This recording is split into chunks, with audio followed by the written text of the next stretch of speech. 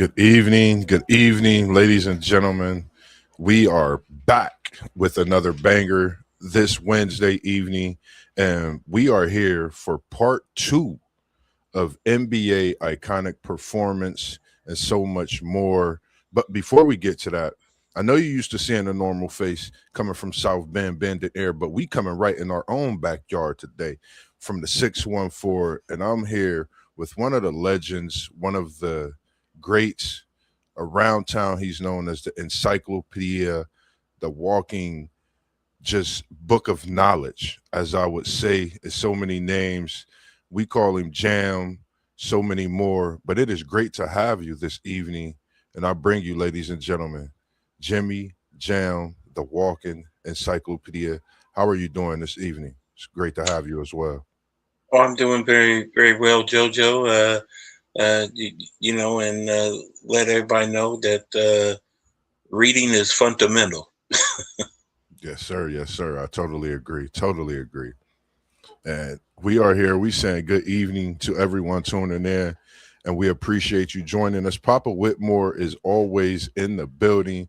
We appreciate you joining this evening as well, and birthing that great man post game also.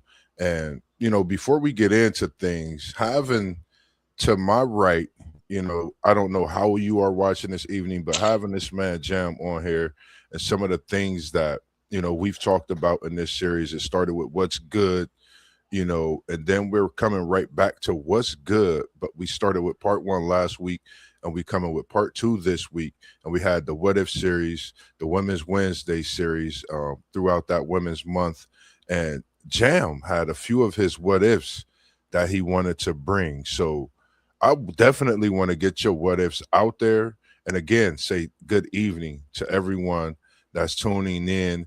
And also, we got blessings to you all, your families and loved ones from the homies here at WTP Sports Dudes as well. And what were those what ifs that you had, Jam, if you don't mind? We're going to get to those what ifs, and then we're going to jump right into some of these performances because I think some of the ones that I have this week are great. And I took it back in time with some of the performances that I had, and then I kept it present with a player and a performance that he had, and looking to see what he does tonight as well. One of the young greats, I think, that we are seeing in the NBA, and there's so many others that's spoken about. But when you're talking about a young great, he's knocked off so many superstars in the game we watched today. If you don't know, it's one of my guys, and I call him Ant Man. That's what they call him. I love the name. Speaking of Anthony Edwards, so we're gonna get back to him. But Jam, talk to us about those what ifs that you had as you were tuned in last week, and we appreciate that as well. Well, I do appreciate it, and first of all, as we count down to Mother's Day, I want to say Happy Mother's Day to all the mothers out there who work so hard raising their children. As Tupac would say, you are appreciated. Yes, sir. Now, Yes, sir. uh, uh, one of the one of the what ifs that I posted on your show last week, JoJo, is what if Joel Embiid stayed healthy? Wow. Now, he showed up against Boston and turned out in game seven. Yes, sir. Uh, uh, and even though he was showing fatigue and stiffness, he still ended up with 36 points in a game seven. For his first career game seven in the Boston Garden, and I think the Sixers would have pulled it off that night, even if Jason Tatum was on the floor. Man. Go ahead. Go ahead. Now, I'm listening. Go ahead. now, uh, tonight, Embiid is hurt, so he's not playing in tonight's game against the uh, Knicks. It's one of those big what ifs. What if Joel Embiid stayed healthy? Because JoJo, everybody knows this. When when Joel Embiid's healthy, he's a beast. Yes, sir. Yes, sir. And I think if Joel Embiid had played at least 70 games a season, the 76ers would have won at least a a, a, a couple of championships under Joel Embiid. Uh, you know the Knicks. Uh, this is this is their opportunity to take advantage of the fact that they're he's not on the floor tonight. Joel Embiid. We'll see what happens.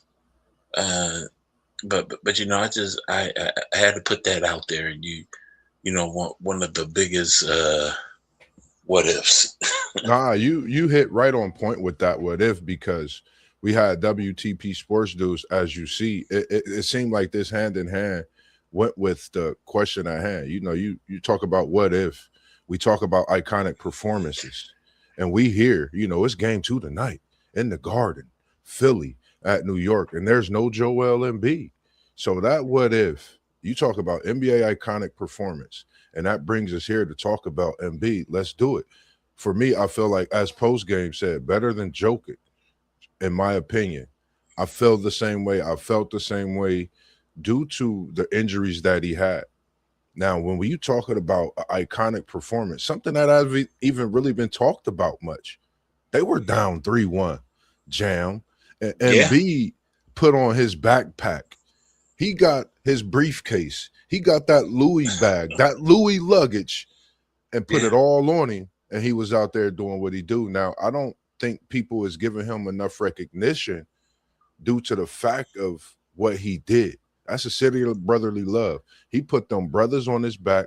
He put that city on the map. And I think when you speak of that, what if, I think you talking about the likes of Wilt, the likes of Kareem, the likes of Bill Russell, the likes of yeah, Shaquille O'Neal, and yeah, Joel Embiid. People forget when he was in high school what he did in high school. He's playing against the little guys, all these things that they said, but he came to Kansas, a blue blood, played 1 year and went to the NBA. You can't ask for more of a player like Joel Embiid. And when you think about the what if he could stay healthy, I think we looking at one of the most dominant big men in this era, along with Jokic, respectively, in this game of basketball. And I'm glad you brought that up. Anything else you want to say on that one? Actually, I do. I would love to see a healthy Joe Embiid in this series, because last time the Sixers played the Knicks, Joel Mhm. Embiid scored 35 against the Knicks on one leg, and that's with Carl Anthony Towns on the floor, which would tell me he'll be traded at the end of this season. The Knicks going to bend over backwards to get Giannis. I But agree. uh, on that uh, on that note, I think this is the Knicks. First of all, the Knicks has no excuses. They don't have to face Jason Tatum. They don't have to face Tyrese Halliburton. Uh, uh, you, I we know they can beat Cleveland.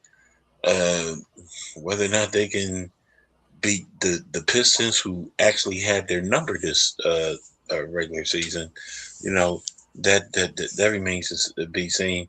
But I'm gonna. This ain't a prediction. This is a guarantee. If the Knicks don't make it to the NBA Finals, Mike Brown is out of a job. Ooh, big talks. I agree with you on that one as well. I think when you speak on the Knicks and what they've done to build around Brunson, Cat, bringing him over in that blockbuster trade at the time, I think, we looking at 2 games tonight to where, you know, coaches' jobs can be in jeopardy when it pertains to these series. And we gonna get to those Minnesota Timberwolves. But as you talking about the Knicks, this is iconic. This is NBA playoffs we talking about. We can't talk about New York and be talking about iconic NBA playoffs. And I know you might have been up. I know you might have been watching this game, Jam. This is one game, one player who for me, and Willis Reed, I thought was one of the most iconic performances. When we speak on big men that we have been to start, the iconic one-legged coming out, setting the tone for New York, leading them to their first NBA championship. What's your thoughts on that performance from Willis Reed? What could you tell me a little more about that one? Well, uh, I remember that game well. At the time, ABC was the network that aired the NBA Finals. Yes, sir. Uh, and in them days, when the NBA Finals was on a Saturday and Sunday, it was a day game. It was not a night game in them days. But Willis Reed hit uh, those first two shots of the game, and uh, those are the only points he needed because the Knicks was hyped on that day. Wilt Chamberlain showed a little bit of aging at Hmm. that time. Yes, sir. Uh, Jerry West was still Jerry West. Elgin Baylor. Uh, they, but the Knicks was just unstoppable uh, that day. Uh, it was Game 7, and I mean kudos to the Knicks and Willis Reed on that day. Yes, sir. For me, it was exactly what you said and more. When you say a player could come out and defeat a team, when he walked out of that locker room, not to mention, like you said, being a game 7, one of the most back and forth series that if you really think about it during them times, everything that was going on, being in a Big Apple, you talking about New York City, you talking about this championship not just changed the franchise, but it changed the city, and that's at that moment which really made it the Big Apple, the big city, bright lights. When you think of that, you think of Willis Reed, and he demoralized with those first few buckets. You talking about a 50-point performance and a 4-point performance that can literally take a team's momentum, franchise, the energy, suck the air out the building. And that's what he did. And, for him to hobble out and do what he did, and like you said, it was at a time where Chamberlain was aging, for him to stand stout and go through that injury just to be the man and be that stout and get out on the court and perform that way. I think that momentum, of course, carried the Knicks throughout that game. I think it was a special feat for me to watch, for the times that I've watched it and even overlooking it just over the past few years and today again as I did. And, for the Garden, there's many iconic moments. And, I'm going to go a few decades ahead, and I'm going to go to the 1999 New York Madison Square Garden, the LJ game, the 4-point play where Allen Houston, the Spreewell, was the first two options. Larry Johnson being the third, fourth, not even an option. But Marcus Camby said, "You are the option," knowing the circumstances, situations, what Larry Johnson went through in his career. Being from, it goes all the way back to UNLV days, being undefeated. Coming in, Grandma Ma, being this, gold tooth, different type of specimen that changed things when he came into the league. I really enjoy watching Larry play. Something special. Grandma Ma was something. And to this iconic performance, what's your thoughts on the game, how it changed then? Because for me, it was the biggest Well, thing since Patrick Ewing. it changed. It definitely changed Larry Johnson because he was considered a bust in Charlotte, and for him to hit that that game tying uh, three 3-point shot that turned into a 4-point play to put the Knicks ahead, it was very iconic, and when people mention Larry Johnson and the Running Rebels, JoJo, uh, here's a note that always gets left out of UNLV winning the national championship.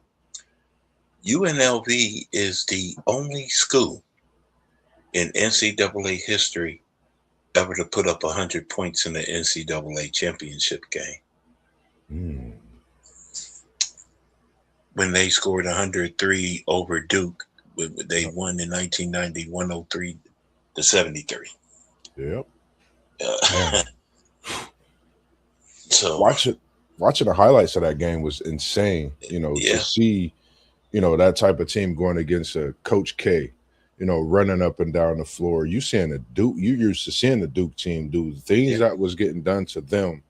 And, for me, I was blown away. Like you said, the 100 points in a tournament game, against the Duke team and, reviving his career. I think that was the biggest thing because, at that point, people were wondering why did we get this trade? What did we bring him over to New York for? And I think, that solidified what he was, in the league for. A lot of people, get it, I would say, get it misconstrued. You may be this top player in high school or even college. You may get to the NBA. I don't look at it as always a bust. Some people might not be ready for that prime time light, and it might just be you were at that elite level then, and you kind of slowed down. It's always not to me just being a bust. I think when you speak of a bust, you really got to say from day one when you think of being a prominent player from high school to college and you get to that level when you're not doing anything that goes to question your love for the game at that point. I would say that's just Well, my opinion. Larry Johnson, for the record, he definitely was no Kwame Brown, but but but in terms of the reason why Larry Johnson was labeled a bust, Hmm. because when he signed with Charlotte, he did something that's rare for professional athletes in all sports.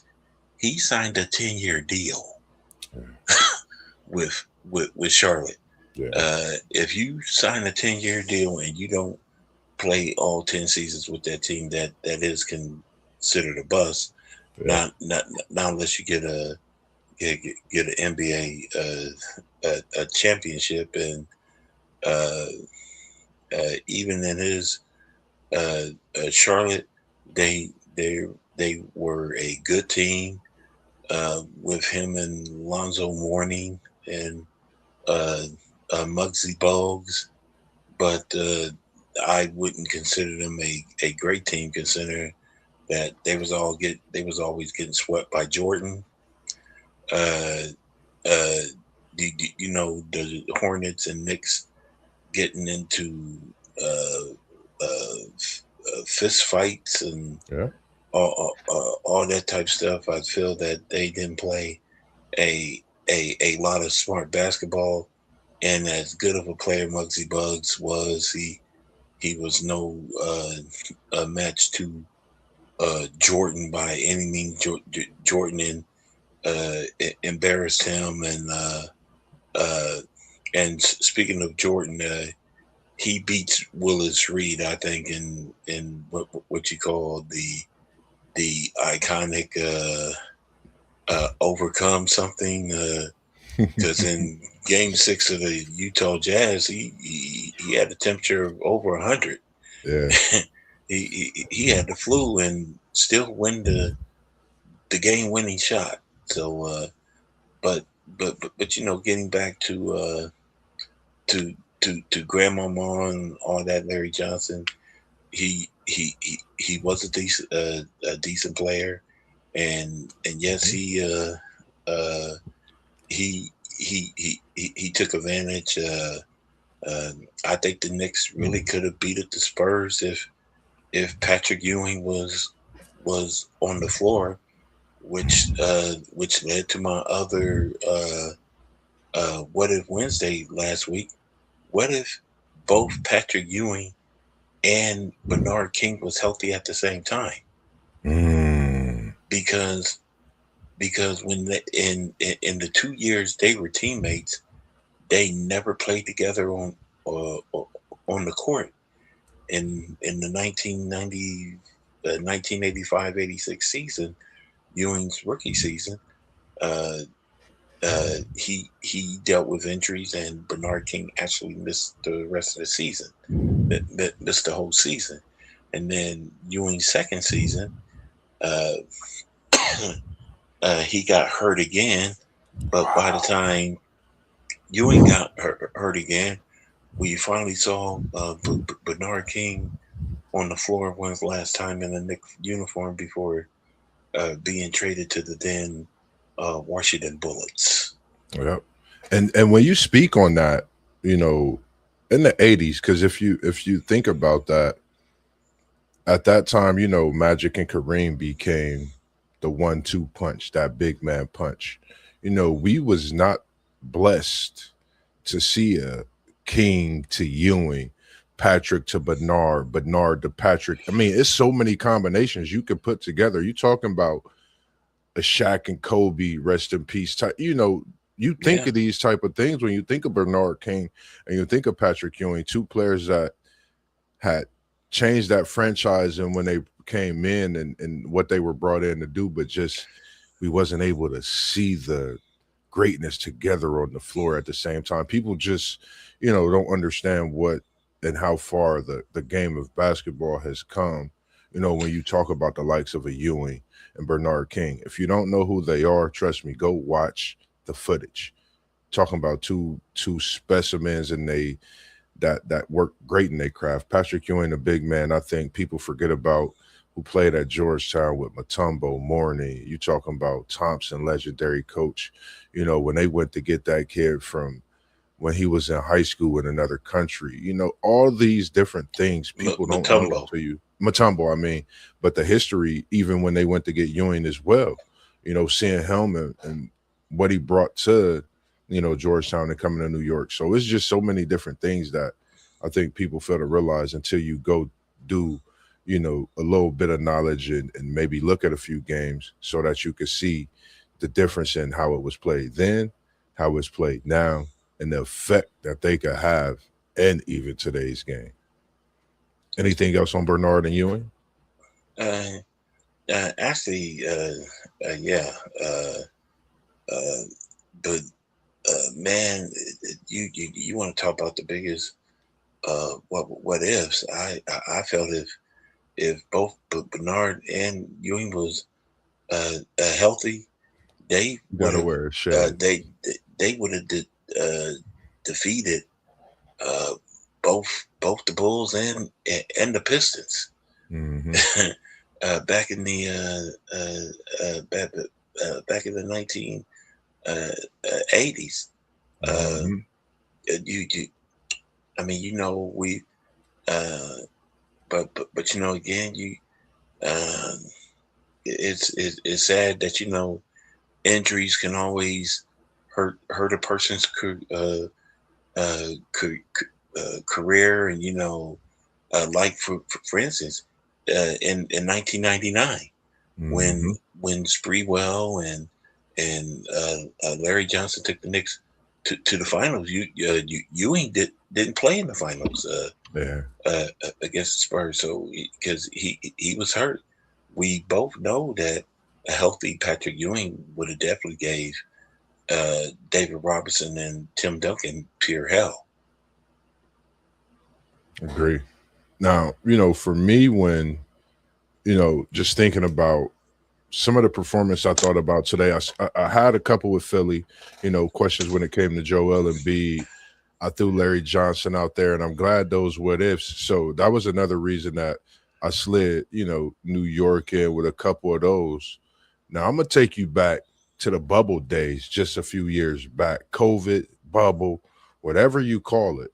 But that man that's not playing in the playoffs right now, Luka versus the Clippers, 2020, 43 points, 17 rebounds, 13 assists, triple dub, as we call it, in a game winning step back in iconic fashion.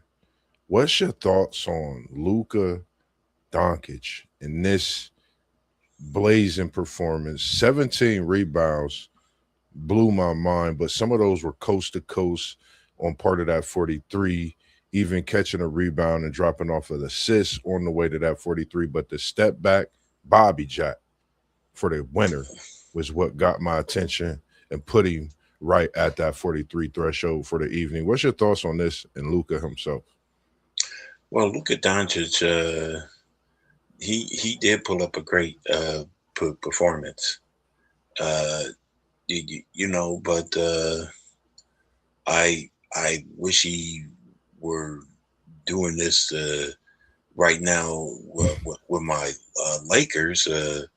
And personally, I think his hamstring injury and him missing the playoffs showed why the Dallas Mavericks traded him.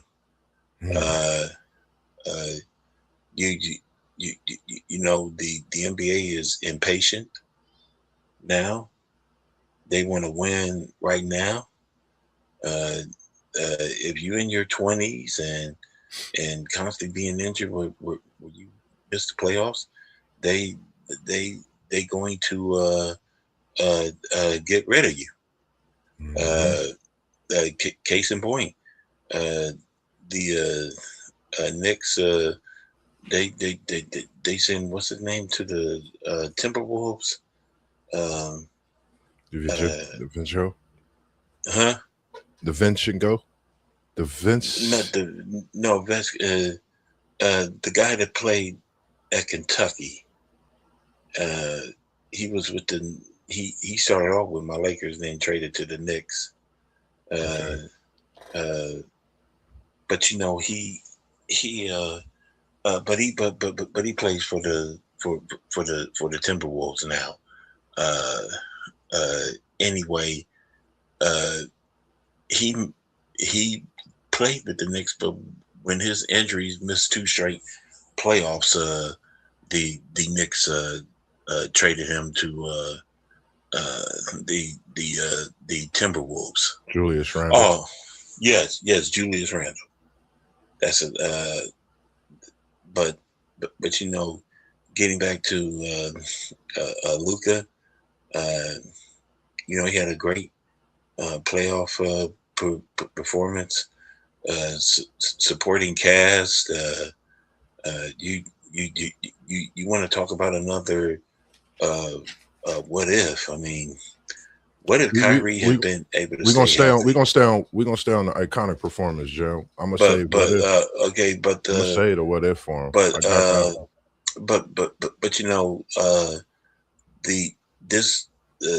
that may be Luka's first ever iconic performance, but I guarantee you it won't be his last. I agree. He's going to have more. Yeah, definitely. I think I just wish we could see him right now in a series, especially like this one. Definitely, I feel the same way you feel playing against the OKC team. I think seeing him and LeBron on the same court right now, I think that would be iconic in itself, knowing the possibilities of the performances that they could display. That would definitely be special. Yeah. That definitely would be special. Unfortunately, but because of Luka's injury, LeBron doesn't want to, but he's forced to be the first option. Guaranteed. Scoring option. Yes, we know he's still great at 41. I strongly advise Luka Doncic to work with the same personal trainer that LeBron has working with. Yes, exactly. I agree. And then for me, ladies and gentlemen, we got Jam. And when I say Jam got so many what ifs, Jam, we're going to double back. And I'm going to text you once this weekend is up, and we're going to bring that back because I know we could go on and on about what if. And I'm going to come to you because I think we could put something together special to bring them the greatest what if show. I think that'll put us, we'll be at part 6 on the what if. So I definitely will be messaging you, once we finish this show throughout the rest of the weekend, so we could put that together because I would love to have you featured on that what if when I do that next edition, because I'm going to just throw some players out there, and I know you already have that what if, and we gonna go back and forth and get a people something different on the cook up, featuring like a conversation with Mossberg. It's gonna be with Jimmy Jam on the what if part 6. It's gonna be something special, and I think it's only right to have it because of what your knowledge brings and the different things that we really hit on base with in our mindset as well. For sure. And one of the guys I think, for me, I've watched him change the game. I'm sure you know who this young man is. And when he went to the Celtics, went against the Celtics on the way to a 4th ring, people forget about the performance that he displayed. I'm talking about Steph Curry, 43 points, just like Luka, not the triple double, but on his en route to a 4th ring, game 4 against the Celtics. 43 points, 10 rebounds, 4 assists. And we know the way he shoots is like a sniper. He unloaded a cannon, but he was moving around, not just the perimeter, but getting to the bucket, laying the ball up, shooting the floater. Steph Curry's changed the game, and we're here talking about an iconic performance from about 4 years ago. What's your thoughts on this one, Jam? Well, first of all, I did see that game where Steph Curry scored 43 points. As Stephen A. Smith said, Steph Curry is the greatest shooter ever. Yes. The greatest shooter ever. And, in fact, Steph Curry shoots so great. The execs of the NBA is already talking about getting rid of the 3-point line. It's crazy work, man. When you shoot that good to make it go back to where it all began, man. It's crazy work. Yeah. So, but relax, fans. They ain't getting rid of the 3-point shot. Nah. It's gotten too big. I remember when the 3-point line made his NBA debut back in 1979, and it's grew. I also remember when the 3-point line first started, JoJo, the only center in the NBA that was shooting threes at the time was former Seattle Supersonics great Jack Sikma. Ooh. Wow, that take us back, man. That take us back. Yeah, so people definitely remembers Jack Sikma in 20 seasons in the NBA. Kareem shot a 3-pointer only one time and it went in. And now everybody's shooting the 3 from the size of, if you 7 feet, it's normal to see you shoot a 3, which is crazy nowadays. And even when I play on a video game, it's like, you got 6'11" and 7-footer shooting 3. So it kind of it's something, man. It's a special thing, man. Watching Steph Curry. Steph Curry, he's the greatest shooter of all time. He's a shoe-in for the Hall of Fame. And it's always special when you win NBA Finals MVP against the Boston Celtics with both Jason Tatum and Jaylen Brown. Yes, it's sad. I wish Jason Tatum would have played Game 7, but I don't think that would have made a difference. But getting back to Stephen Curry, him and Klay Thompson, yes, the Splash Brothers, and yes, Klay Thompson's a big name too, people. Mm-hmm. I just want y'all to know. Yes, indeed. Klay, for all the talk about no one knew who Klay Thompson was before Megan Thee Stallion, let me tell y'all that's a lie. We all know who Klay Thompson was. I'm one of the people, JoJo, who remembers his father, Michael Thompson, Mm-hmm. the All American with the Golden Gophers. Started his career off in Portland, and then won back-to-back titles with Magic Johnson and the Lakers. So Yeah. I definitely we all know who who who Klay Thompson was. Him and Steph Curry they complemented each other, and I think if it wasn't for the injuries of Klay Thompson, that he still be in the Golden State uniform, splashing with his brother Steph. Yeah, I agree. And for this one, I kept a few of them in here light because with your what ifs, I agree. I appreciate you having those in, and I'm a bring this last one in, and when I speak on this player, this is one of I like this kid, man, this young guy, this young future Hall of Famer. Like I like Michael Jordan, Jam, and that's a lot when you speaking of likes of the GOAT. You know, Yeah, this is my guy, man. Anthony Edwards, his 2023 performance against Denver, 41 points, 6 trade balls. We call them trade balls, threes, 3-pointers, 3-point field goals, 4 assists, 3 blocks. And I think, this was a coming out party for Anthony Edwards, if you ask me. Talking about a young man that's faced so much, when it comes to the outside, of what he does, compared to what he does on the court. We talking about the basketball and we got to respect what this man does on the court. I'm thinking this is probably the greatest, the closest that we're going to see to a Kobe, to a Michael Jordan.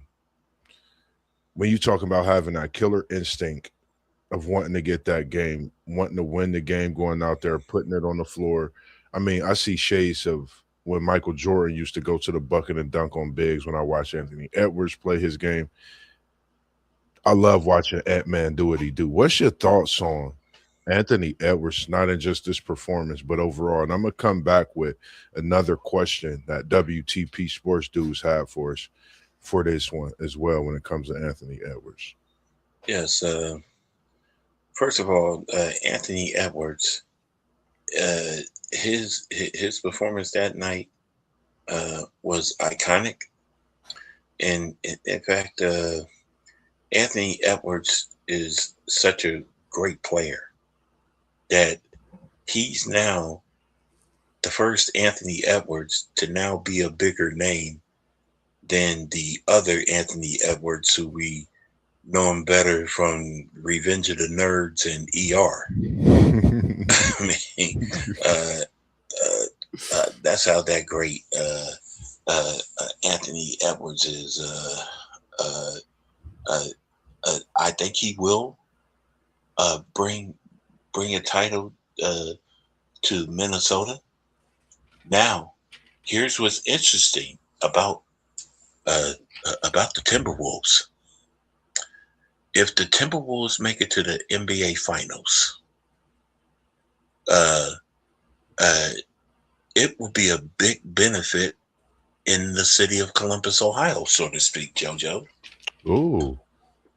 Yes, because if the Timberwolves make it to the NBA Finals, it will be the first time since Chris Gent back in 1995 with the Rockets that a former OSU Buckeye will play in the NBA Finals. Wow. And keep in mind the Timberwolves do have former Buckeye one and done great Mike Conley. Yeah. That is why we call Jam the walking encyclopedia, ladies and gentlemen. That's knowledge to me. And that speaks a lot of volumes. And just think of how many greats we've seen at the Ohio State University. When it comes to the basketball and to not get to that NBA Finals, you're talking about Michael Redd, Yeah. I mean, you talking about so many great players during that Yeah. time, and to know that it's the pinnacle of the NBA. Reaching that NBA Finals, that just goes to show you, the work some of these players put in.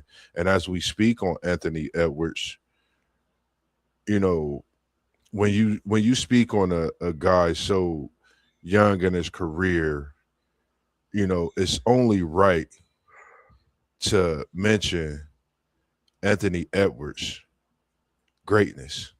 Why not? Because a question is going to come and loom. What if Minnesota wins? How much more talk is on his greatness? You know, for me, I think you got to put more than enough respect, more than a little bit. You got to double it. You got to flip it.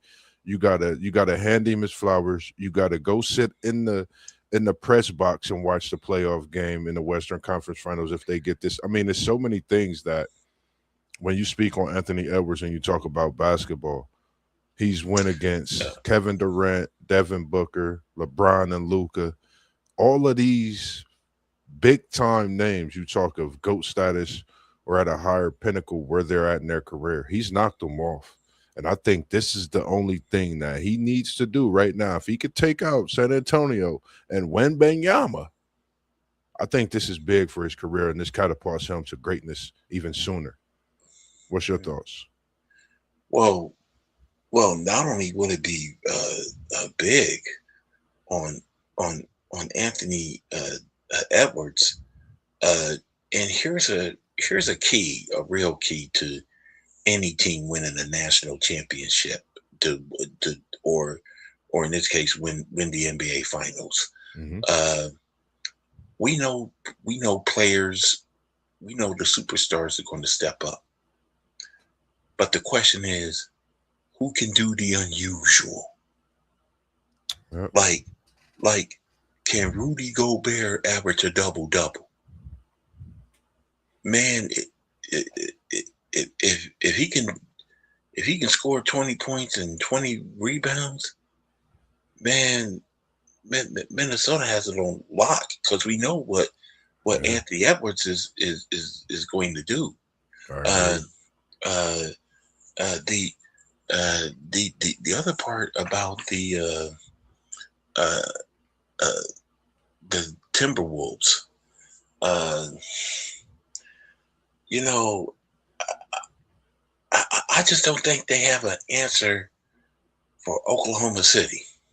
Hmm. Uh, Shea Gilgis Alexander, he's a beast. And keep in mind, the Thunder swept my Lakers during the regular season. Yeah. But we'll see what the mighty Timberwolves can uh, do. Yeah. Uh, you uh, as far as them, San Antonio. Now they did win Game One, despite the fact that Wembyana had a had a 12 block triple double. Yeah. Uh, uh, uh, I think the Spurs are the future, but they ain't ready yet. Mm. Uh, they got to be able to win the close games, and that's the advantage Anthony Edwards has over everybody else. Uh, Yeah. yes, he's great, but with less than 10 seconds on the clock, I would definitely have the ball in Ant Man's hands. Yes, sir. Yes, sir. I agree. And when you think of Anthony Edwards, 47 career playoff games. It'll be 48. As they play tonight, 26 points per game, 6.6 rebounds per game, 5.2 assists per game. Those are stats that Mike was putting up in his young career. This is the Mike that didn't get to the finals, ladies and gentlemen, that everybody talk about. Yes, I remember that Mike, but when he get to the finals, he don't lose. Now, as we carry on about Anthony Edwards' greatness, I had to get that in there because a lot of people don't understand when you average in these type of numbers in your early career in the playoffs how iconic that is. Not to mention Game 2. is when Anthony Edwards puts on that cape and does things that only Superman do, Batman. He got his Robin as he did last game, and Conley as you spoke on. And with you bringing that history too, I think anything is possible. I think it's only right. I think this Minnesota, if you ask me right now, which team out of the teams left, because after the first few games, I didn't feel Houston had anything for LA.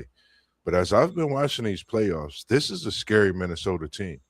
You just don't know what you're going to get. And if you got Anthony Edwards, you got a McDaniels, you got a Mike Conley, that's a three-headed monster with a defender down low that could really be stout. Like you said, 2020, anything's possible in these NBA playoffs as we sit here talking about iconic performances. So it's very possible. But I also think the key, and I'm afraid this is going to hurt the Timberwolves, JoJo. Julius Randle. Mm-hmm. If he lives and dies by the three, Timberwolves ain't got a shot. But if Julius Randle, if he could grab rebounds and score in the paint, that would be a bigger help to Anthony Edwards as to him constantly shooting threes, because he definitely misses threes more than he makes them. I agree. I don't like it when teams live and die by the three. That's how that's why the Boston Celtics are eliminated now. They didn't hit their threes. I also think that when I get it. People shoot too many threes, but I believe you still gotta score in the paint. I'm not saying Rudy Gobert has to have a 30-point night, but he has at least have at least 3 or 4 alley-oop dunks. Yeah, I agree. Totally which he's capable of doing. Now, Gobert, he will grab. He is the type of player that will grab 15, 20 rebounds on any given night, which is also a major help for the Ant-Man. I agree. And just thinking about, as we speaking on these games, I had the sheet down. You got the Knicks up 1-0 in this series right now, and they got game 2 that's currently going on right now. That started that third quarter. Third quarter is kind of moving. Then you got that game 2 with Minnesota and San Antonio tonight. Who's your pick in this New York versus Philly matchup, game 2 tonight? I think the Knicks can pull it off, but it would be a major upset if Philly wins tonight without Joel Embiid. And as far as game 2 in San Antonio, for some strange reason, I think the Spurs can pull it off if it's a 10-point lead or more. If it's a real close game, I see Ant-Man pulling it off, and if Minnesota wins 2-0, whoever's up 2 games to zip will win the series and all the playoff series in this second round. Ooh, I like that. I like that outlook. I'm gonna make sure I put that down in my notes. I'm not gonna forget that one. For me, I'm going Philly in the Garden, because it's the playoffs, right, Jam? You always got to look for that iconic. You got to look for that iconic Madison Square Garden performance. Paul George just had a birthday last week, correct? Yeah, Paul George is looking nice and healthy, right? yeah. And we waiting on that Paul George playoff Madison Square Garden performance. Am I lying? No, and right now he's after 3 quarters, he's already at 19 points. Shh, Jam, I ain't even watching it. I'm just speaking it too. I'm Well, taking Philly for game two uh, in this big series, and I'm gonna pick Pete George for a big game. I haven't even looked at the game. I haven't even seen it. Philly was my oh, pick okay. because I feel like this Philly team, with or without Embiid, they could be strong. And I think Embiid, Philly get this win. I think he takes his time getting healthy. And this Philly team, we seeing things happen, just as we have been seeing with Detroit. That's just my thoughts on this game right here. Um, you know, I can't agree with you on there, JoJo. I mean, uh, Philly's a great team. Paul George, Tyrese Maxey, Yeah. uh, Edgecombe. That's called VJ, my guy, Yeah, man. Young bull, yeah, man. yeah. And so they're uh, they're great. But I think what's going to hurt the 76ers Hmm. is when they get back to game 3 and 4 in Philly. Now, and I say this, um, Philadelphia is actually a home game for Jalen Brunson. Yeah. Remember, he's a 2-time NCAA champion at Villanova. Villanova. Yeah. So I mean, uh, it's uh, when you're a great player and you feel comfortable uh, in a house that used to be called your house, Yeah. uh, you get extra motivated. It reminds me when when Coach Prime went to the Georgia Dome as a 49er and had that pick six, and in the interview he said, "This is my house. Yeah. I built this house." That's J, J, I think Jalen Brunson and Mikal Bridges, who also played at Villanova. Yes, sir. I think they'll be extra motivated playing in their own home arena in where they was at Villanova. Cool. I like that. I'm still taking Philly. And I totally agree. And only thing I could think is that too much added with the playoffs. We know what you built. We know the house you built. Could that be added pressure at this point in the playoffs, knowing the things that could happen with the coaching changes as well? But we'll save some of that for next week. I'm gonna give them my opinion though for this big game too, down in Texas, San Antonio. I love some people down in Texas. Got a couple people on the podcast team that we network and talk to, but I'm taking Anthony Edwards. He's one of my guys. He performs in game two. I think he'll come out and have a 30 burger. Game two in San Antonio, I'm Minnesota. I'm I'm I'm I'm going to take uh, Anthony Edwards as well. Uh, uh, and and but here's what's also going to work in Minnesota's favor. Uh, you want to make Rudy Gobert play defense, Yeah, and if Wimbiana is out on the behind the 3 point line, that's an actual win for Rudy Gobert. hmm Uh, Bear, because any missed shot, Gobert's going to get that rebound. yep, yep. And for this matchup, it's just good to see. It's like the teacher. It's like the mentor watching his student.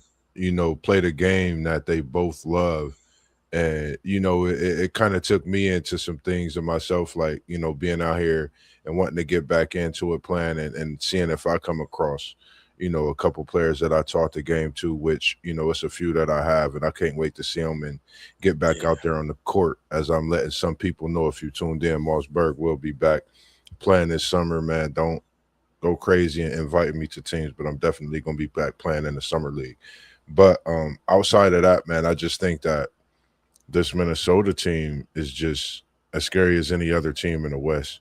You have a player like Anthony Edwards. I think right now, this is his playoff to perform and to prove a lot of people wrong. And everybody's questioning certain things in his lifestyle or whatever, man.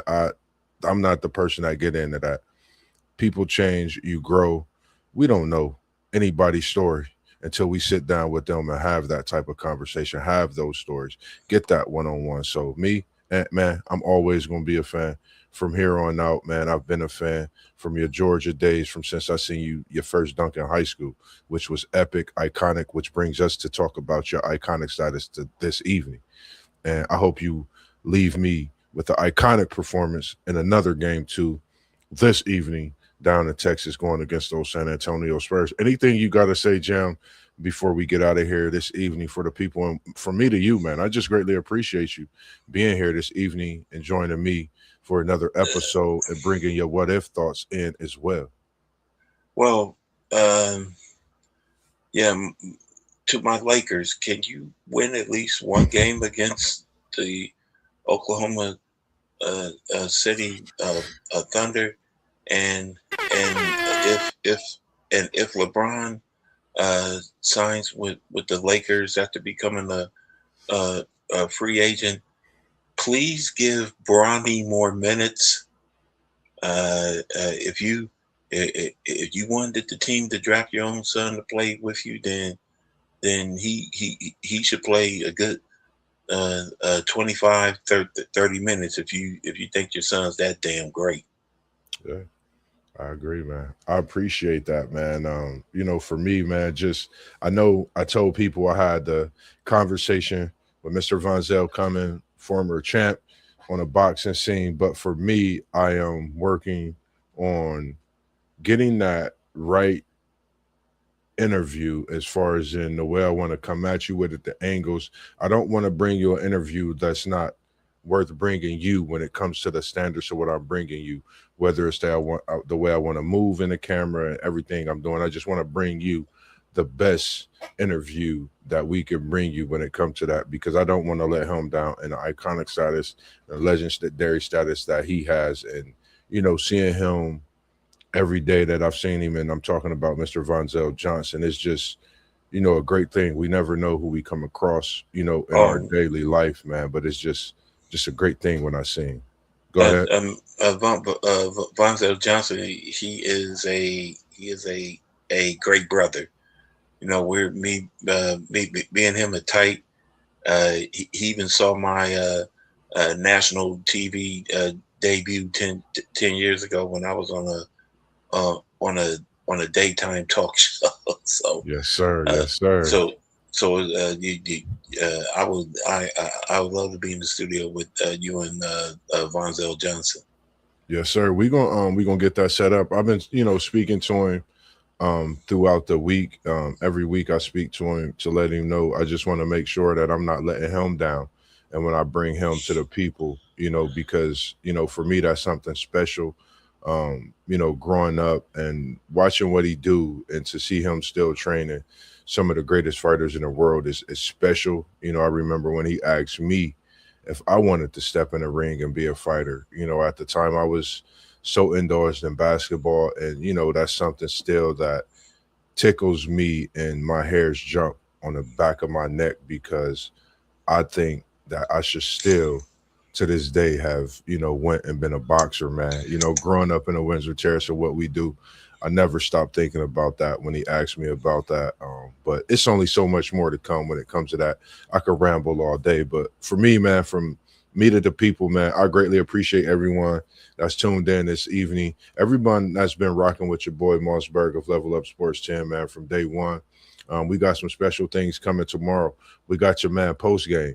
He gonna be bending air from South Bend in the Midwest, straight from Indiana, and we don't want to tell you what he's bringing. You just make sure you got your notifications on.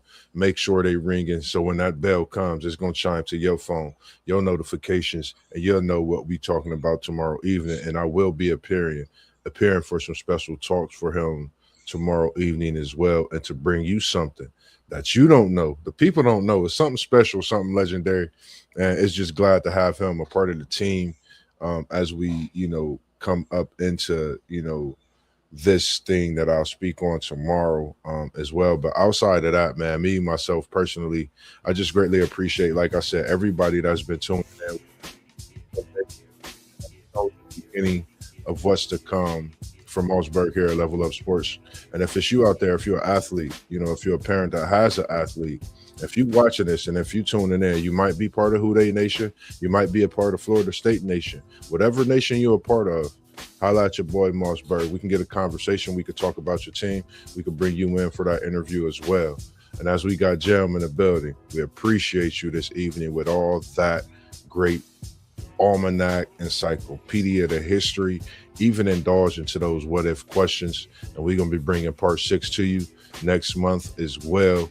And we're going to title that all up and try to get it in a certain way also. But other than that, man, as we always do for the people, we tell them, we hit them with the peace sign, because we out of here this evening. And we appreciate y'all joining. And I appreciate you again as well, Mr. Jam. All right. Thank you very much. We out, man. Have a good evening.